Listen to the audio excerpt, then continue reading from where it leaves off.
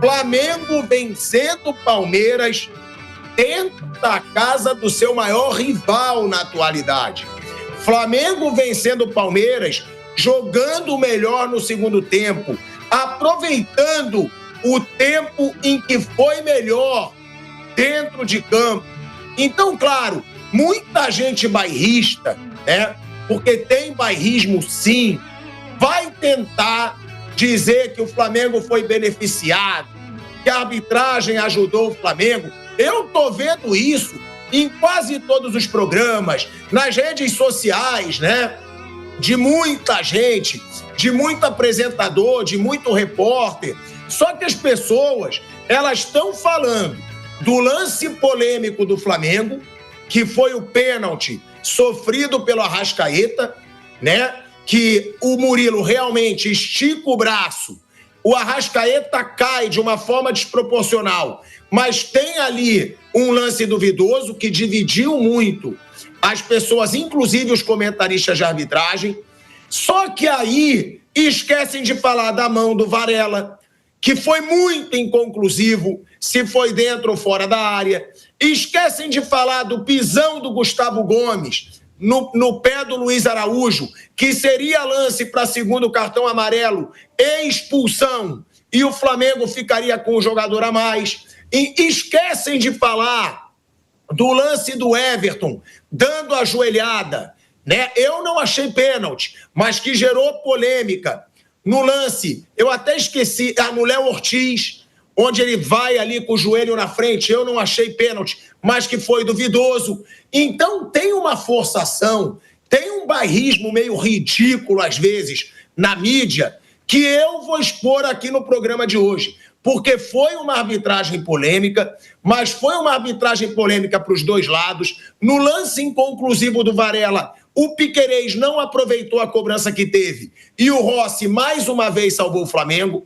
Já no lance polêmico para o Flamengo, o Arrascaeta aproveitou, mas aí tenta-se construir um cenário para dizer Flamengo foi beneficiado. É aquela palhaçada que a gente vê em imprensa bairrista muitas vezes e que a gente tem que falar, a gente tem que mostrar. Para mim, foi uma grande vitória do Flamengo. Flamengo venceu o Palmeiras fora de casa, dentro da casa do seu maior rival. Se o Palmeiras vencesse, o Palmeiras abriria 7 pontos do Flamengo e o Flamengo fez um bom segundo tempo, aproveitou as chances que teve e a Arrascaeta assume a artilharia do Campeonato Brasileiro.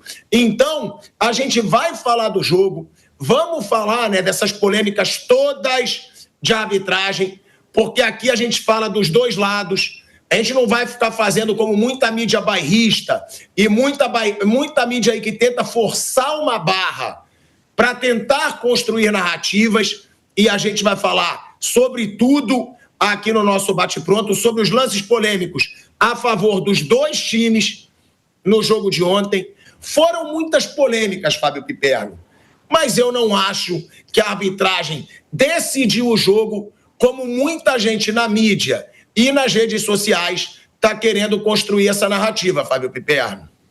Tudo bem, pilhado, Raí Monteiro, um abraço à nossa audiência. Fico muito preocupado quando eu concordo demais com você. E no caso desses dois lances, sim, eu estou de acordo com o que você falou. Primeiro que, claro que o torcedor é um apaixonado por definição, ele vai sempre tentar achar pelo em ovo.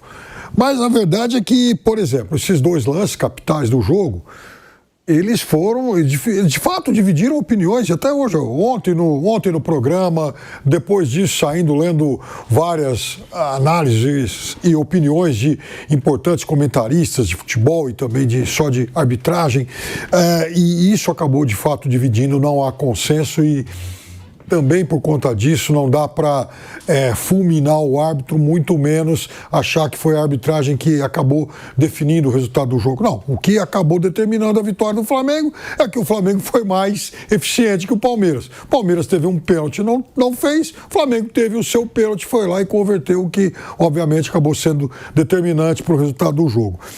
Em relação ao primeiro pênalti, na hora aqui na Jovem Pan comentando o jogo, eu disse que eu não marcaria, mas sem convicção. Por quê? Porque pela coreografia do lance, eu fiquei com a sensação de que o toque ocorreu fora da área. Por quê? Porque o jogador pula, ele se projeta à frente, ele pula, a bola bate na mão dele no momento em que o corpo está no ar, a perna dele está mais ou menos na direção da linha lateral e o braço projetado à frente. Aí, por dedução, eu acho que como o braço está à frente, está projetado à frente do corpo e a bola bate no braço, logo imagino o braço estava fora da área. Mas veja, não é algo científico, não tenho nenhum computador da NASA ou recurso de inteligência artificial para chegar a essa conclusão. É mais, digamos, uma dedução em razão da imagem que eu vi. Eu não marcaria, mas é claro que, repito, é um lance inconclusivo. Eu não estou convicto. Diz que não marcaria e o Porcari, por exemplo, o nosso colega comentarista, um ótimo comentarista de arbitragem, diz que para ele, pênalti. No caso do segundo lance, não tenho dúvida alguma, embora também respeite opiniões contrárias, porque é outro lance que divide muito opiniões. Para mim, só a ação do Murilo. Se teve força ou não, bem, isso não é algo determinado pela regra. O fato é que ele faz um movimento, como você mesmo disse, ignora a bola, faz um movimento que teve, para mim, claramente o objetivo de dificultar a ação do Arrascaeta. Portanto, eu teria marcado o pênalti e aí que tá, o Palmeiras não fez o dele, o Flamengo foi lá converter o seu, tudo normal. Portanto, o Flamengo, nesse sentido, mais eficiente que o Palmeiras e vence um jogo também muito em função disso.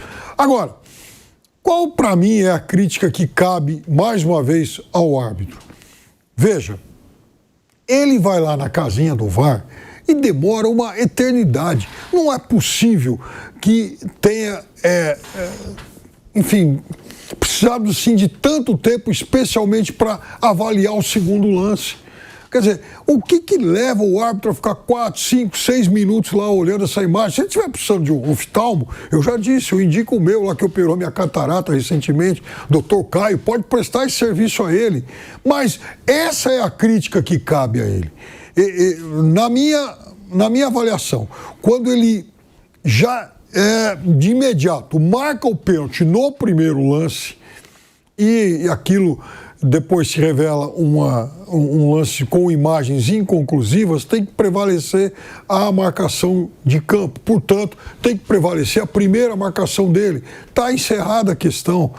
Por mais que o VAR tenha sempre que ser, querer participar do jogo e tal, mas, ok, veja, e se é um lance inconclusivo, o VAR não tem que chamar.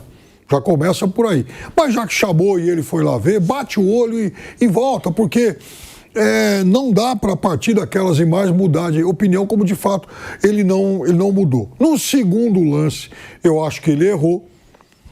Houve lá o chamado para, de novo, a interferência. Aí, de novo, ele foi lá, teve a chance, a segunda chance, para tentar rever a sua marcação. Mas por que ficar tanto tempo assim? Então, isso também, aí fomenta um monte de teorias, muda os ânimos aí dos jogadores em campo, muda tudo. Então, o erro do árbitro está aí. Se mostrou, mais uma vez, um árbitro inseguro. Mas eu quero dizer o seguinte: as duas marcações, para mim, a segunda marcação dele, a correção, fez com que ele, para mim, tomasse a decisão correta. Para mim, pênalti, e o Palmeiras não tem o direito de reclamar, porque o Palmeiras teve o seu pênalti, foi lá e perdeu, como tem, aliás, acontecido sempre. Eu concordo com o Piperno. Eu acho até que eu marcaria, ou teria muita dúvida em marcar o primeiro pênalti. O pênalti para o Palmeiras, porque muita gente acha, não, até pelo movimento do Varela eu não marcaria, mesmo se fosse certeza dentro da área. Eu marcaria. Se fosse uma certeza dentro da área, com o bração aberto, como estava o Varela, eu marcaria o pênalti. Então eu acho aceitável ser dado o pênalti para o Palmeiras. Mas foi um pênalti também polêmico. E aí é o que eu vejo que muitas pessoas estão ignorando que teve esse pênalti polêmico, que teve o pisão do Gustavo Gomes no pé do Luiz Araújo, lance nítido para cartão amarelo. O árbitro não dá o cartão apenas porque sabia que o Gustavo Gomes já tinha e assim seria expulso. E tiveram ainda outros lances, mas eu quero focar primeiro nesses, né? Nesses dois. Raí Monteiro, a gente está falando de dois lances que foram marcados os pênaltis. Um é duvidoso, mas que eu acho super aceitável a marcação. Não achei um erro a marcação do pênalti do Varela. Mas também não consigo até hoje, até esse momento, dizer se foi dentro ou fora da área.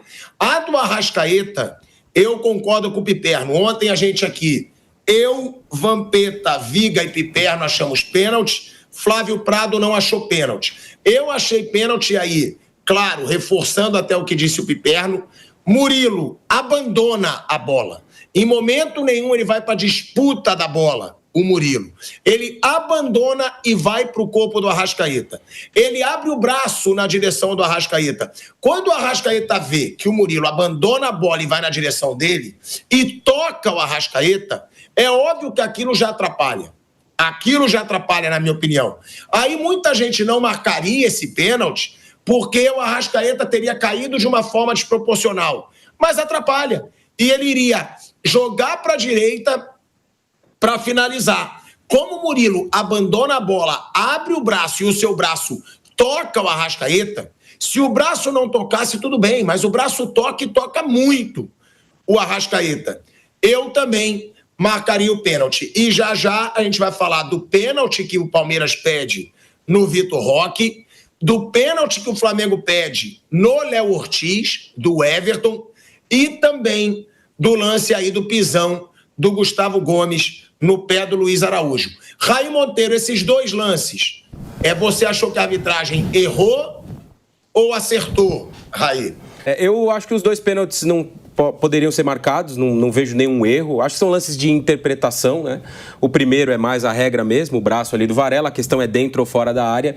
E a partir do momento em que o VAR chama, né, para uma revisão, é que na visão dele, VAR, ou das pessoas que estavam lá na cabine, o braço do Varela talvez estaria fora da área. Mas, de fato, não há nenhuma imagem que nos dê 100% de certeza, né? Depois a CBF até disponibilizou o áudio dos dois lances, eu ouvi ambos e tudo mais, né? Uma longa revisão nos dois momentos, tanto no pênalti do Flamengo quanto no pênalti do Palmeiras, que é uma crítica que eu concordo bastante com o que o Piperno falou aqui há pouco, né? A demora muito grande para resolver esse tipo de lance. Mas se você não tem uma imagem que possa te concluir 100% que o toque do Varela foi fora da área, então tem que permanecer a decisão do campo, do árbitro que marcou o pênalti.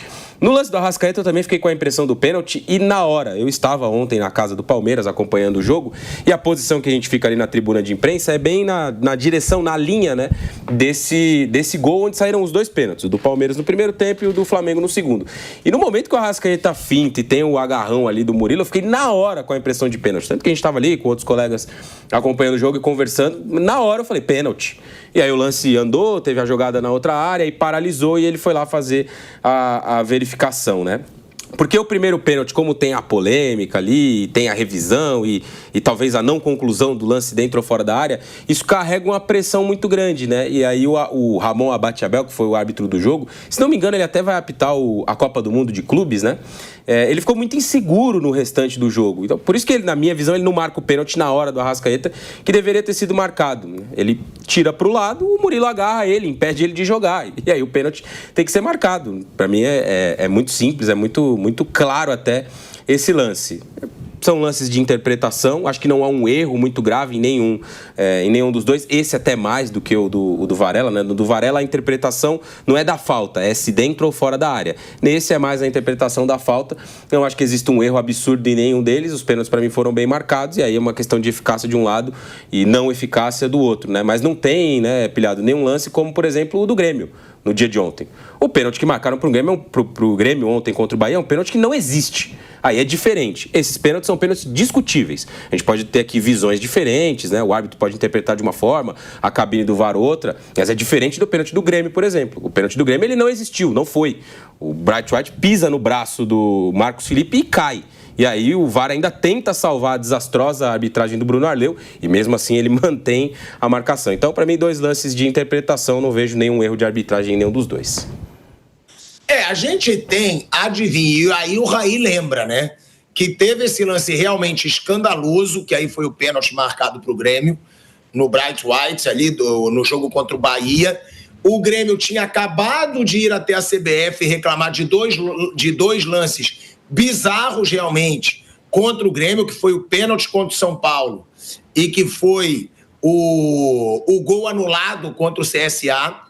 O Grêmio foi, né, até a CBF reclamar e, coincidentemente, um jogo depois da reclamação do Grêmio, teve aí um lance a favor do Grêmio, que eu também não achei pênalti. Agora, focando nos lances do clássico, né, Palmeiras e Flamengo de ontem, vamos ouvir o VAR. É aquele momento da videocacetada, né, que marcou tanto a nossa infância, a adolescência, as videocacetadas. Vamos para as videocacetadas do VAR.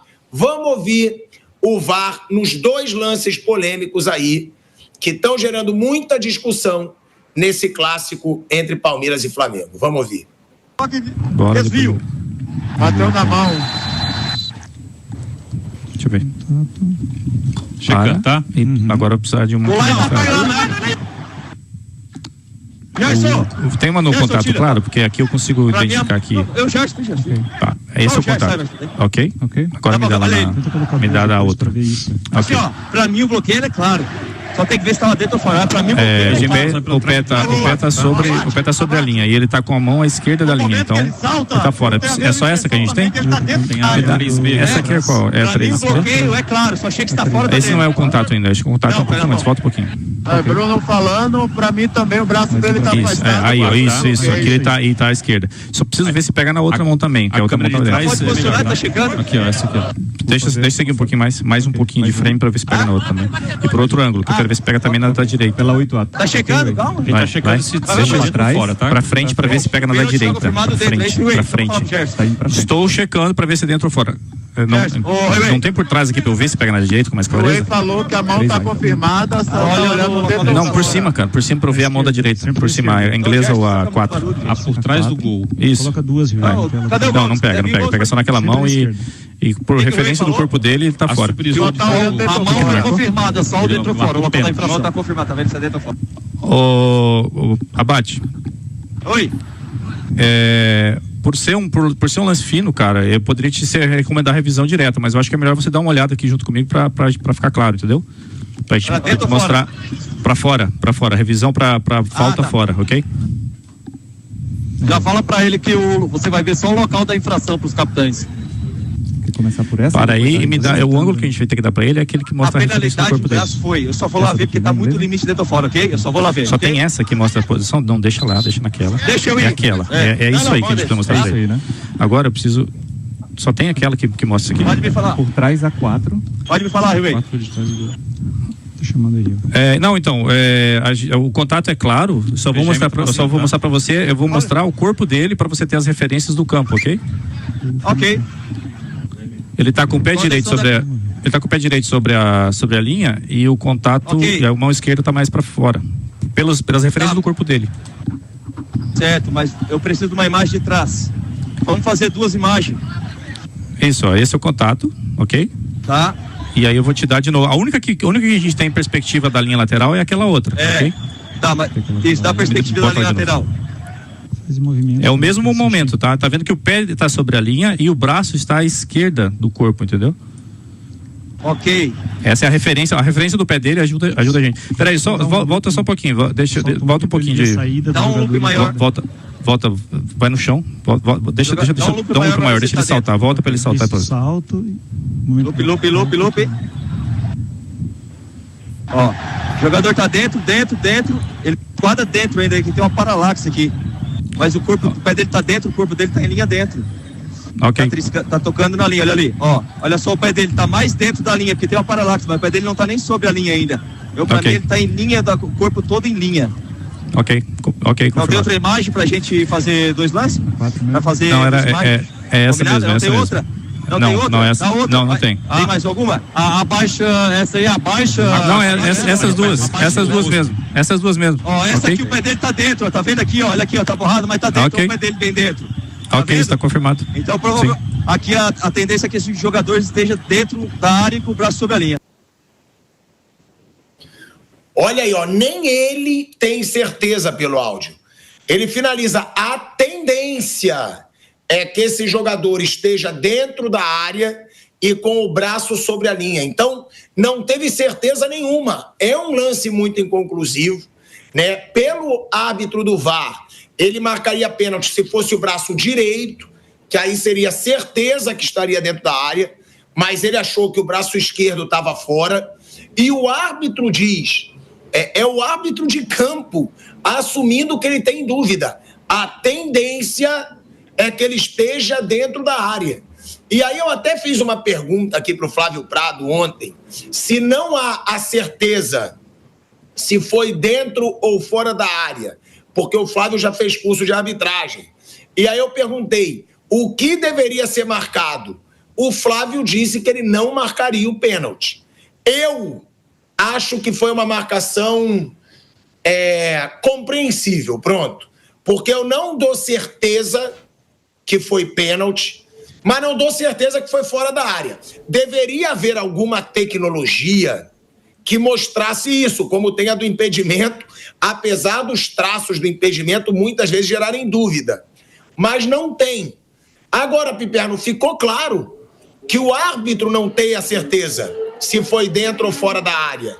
Na sua opinião, deveria, sem a certeza, marcar ou não marcar o pênalti, Fábio Piperno? Bom, e aí não é uma invenção, uma opinião minha. Quer dizer, nesses casos de imagens inconclusivas, prevalece a marcação de campo. Se no campo ele deu pênalti, como ele fez antes, tem que confirmar o pênalti. Porque se ele foi lá e não mudou de ideia... Ora, então tem que prevalecer o que ele tinha determinado antes. É assim que funciona. Agora, tem duas coisas importantes aí. Primeiro, você está falando de inventar uma outra tecnologia. Aí, pilhador, eu acho que a solução ela é até menos complexa do que isso. É, por exemplo, você ter câmeras alinhadas com as marcações da área. Então, você tem que ter uma câmera na direção de cada linha da área. Ora, uma do lado de cá, uma do lado de lá e uma na horizontal. É isso que tem que acontecer. Porque aí, veja, nesse caso, e um dos auxiliares, um dos integrantes do VAR fala em paralaxe, coisa que eu, aliás, citei ontem à noite, é evidente que tem paralaxe sim. Quer dizer, dependendo do ângulo em que você vê, você vai ter uma sensação diferente. Uma câmera na linha da área ajudaria a resolver esse problema. Outra coisa, hoje principalmente, eu vi em vários blogs e tal, a hipótese de que a bola teria tocado na perna do Varela antes. Olha como esse lance é difícil. Eu também não tenho uma conclusão em relação a isso. Para mim, a imagem é inconclusiva. Não dá para ver se a bola resvala na perna do Varela ou não, porque isso também faria toda a diferença. Se a bola bate na perna dele, está invalidada a questão do toque, né? Porque aí é um contato antes, numa outra parte do corpo, antes de bater no braço. Terceira questão, e para mim isso é um tema que passou batido ontem. O Ramon Abate Abel, ele apita o Palmeiras e Flamengo na Arena em 2022, quando muita gente ligada ao Palmeiras pediu pênalti do Vidal no Gomes em um lance no finalzinho do jogo. E naquele dia, o próprio Gomes e o Abel Ferreira falaram, não, a arbitragem dele foi muito boa e nós entendemos que não houve pênalti. Mas aconteceu um tranco lá e que muita gente reclamou. Só para dizer que eu também não teria marcado o pênalti. Em 2023... ele volta a esse mesmo estádio para apitar de novo o Palmeiras e Flamengo, e aí acontece aquele lance reclamado pelo Flamengo de um pênalti do Richard Rios no Everton Ribeiro, um tranco nas costas do Everton Ribeiro. E agora, de novo, é esse árbitro apitando um Palmeiras e Flamengo e outra vez envolvido em muitas polêmicas. Então, o que significa isso? Primeiro, que a CBF está considerando o Ramon Abate Abel hoje o principal árbitro do país. Vai apitar o Mundial agora e em 3 dos últimos... Entrou para o quadro da FIFA, né? Entrou para o quadro da FIFA e em 3 dos últimos campeonatos brasileiros, ele é o cara escalado para apitar o maior clássico do futebol brasileiro. Você não vai escalar para apitar o maior clássico do futebol brasileiro um árbitro ao qual você não atribui muita importância. Exatamente. Você vai pegar... E o Klaus não pode porque é de São Paulo. E o Klaus não pode porque é de São Paulo. Então você vai pegar aquele que hoje, na avaliação da CBF, é o mais graduado. E nas 3 vezes ele foi envolvido aí em muitas discussões, polêmicas e tal. Agora, se ele tem esse aval da CBF para apitar repetidamente o maior clássico do futebol brasileiro, então ele também tem que ser um árbitro de mais pulso, sabe? De bancar as decisões que ele toma. Ou pelo menos, se tiver aqui lá no VAR, resolver rápido. Ele não pode passar essa impressão, inclusive para o jogador que está em campo, de ser um árbitro indeciso, um árbitro influenciável. Se ele é o bambambam da arbitragem brasileira hoje, ora bolas, então vai lá e assume a decisão que toma.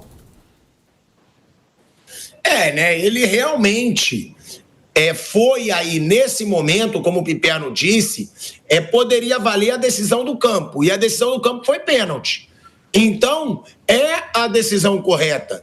Porque se é um lance inconclusivo, se é um lance duvidoso, o VAR achou que seria fora da área. O árbitro foi ver e disse que a tendência é que tenha sido dentro da área. Ou seja, sendo inconclusivo, o árbitro acertou. Ele marcou o que ele deu no jogo. Pênalti pela mão do Varela. Aí eu vou querer escutar o Raí agora também, eu vou dar minha opinião também sobre o VAR, né? No lance do Arrascaeta, que já foram divulgados os áudios do VAR, tanto no lance do Varela, e aí eu não achei ruim, tá? Quando tem que criticar, a gente critica. Eu achei que foi um áudio honesto do VAR. O árbitro que estava no VAR achou fora da área com o braço esquerdo, ele chama o árbitro para revisar. O árbitro vai, não consegue concluir que foi fora da área e diz que a tendência é que tenha sido dentro. Mantém a sua decisão dada no jogo. Ok esse áudio. Vamos ouvir agora o áudio do VAR no pênalti no Arrascaeta, que não foi marcado pelo árbitro, e o VAR chamou para ele conferir e ele marcou o pênalti. Desvio. Bateu na mão. Deixa eu ver. Chega, tá? Agora eu precisar de uma...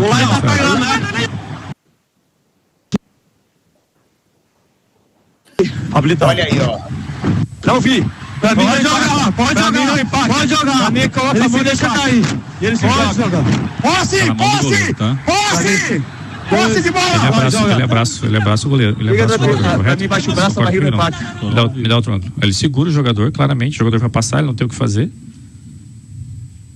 O jogador vai passar e ele segura o jogador.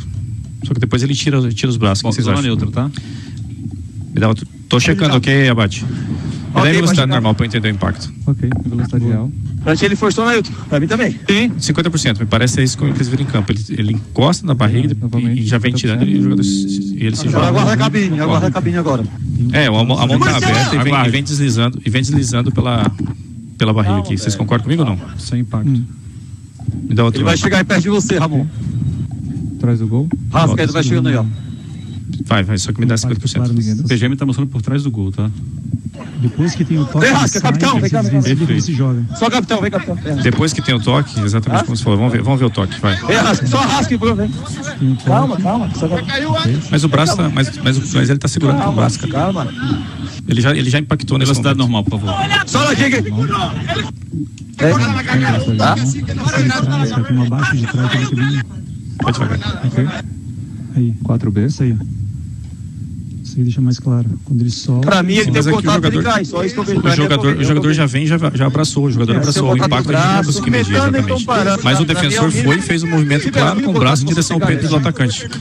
Abate, te recomendo revisão para possível penal, ok? Ok. O impacto, você vai me ajudar a avaliar com aquilo que você teve do campo. No entanto, o defensor O atacante ia passar e ele abriu o braço e interrompendo a passagem do... Interrompendo não, ele abriu o braço contra a passagem do atacante, ok? Eu vou te mostrar os ângulos por baixo. Ok. Pode dar a imagem. Vou te dar, só um instante. Estava checando só o app. Ok, o jogador pega, puxa pela barriga, ok. O jogador atacante teria toda a condição de ir pra frente e pegar a bola. Para no segurado. O jogador bota o braço. Um pouquinho antes. Pede o atacante. Só que me dá um loop maior, me dá em velocidade normal. Sim, vou te dar. Eu já vi o braço, só me dá em velocidade normal. Me dá velocidade de futebol. Dá velocidade de futebol de novo. Tá, vou te dar outro ângulo também, se você precisar. Isso, dá outro da diagonal. Ok, ele puxa o jogador, isso, velocidade normal, ele impede sim, o jogador teria possibilidade de prosseguir na jogada. Deixa eu ver. Olha lá, botou a mão, sim. Depois o jogador solta as pernas, no entanto, né? No entanto, sim. O braço tá na passagem da corrida. Ok, tá em velocidade normal, só pede velocidade normal. Olha lá, o jogador tá na frente, o jogador bota a mão. Aquela ele bota a mão no peito, o jogador segura. Você tá em velocidade normal. Tem inglesa também, tá? Ok, velocidade normal, isso. Dá um loop maior. Ok. Pênalti prudente, jogador puxa de forma prudente, vê a tática. Ok, é promissor. Vou te dar a tática na 1650. Isso. Confirma o número do defensor também. Né? Ele tá segurando e analisa a tática. Isso. Ok. Número pela 8B, tá? Ok, pra mim quando tá acontecendo. Olha lá, ele segura. Ele pede o jogador de... Ele não é o fato só de segurar, ele impede o jogador de prosseguir. Esse aí é o impacto da sim. Tem impacto, ele impede o jogador de prosseguir de forma prudente. Ok.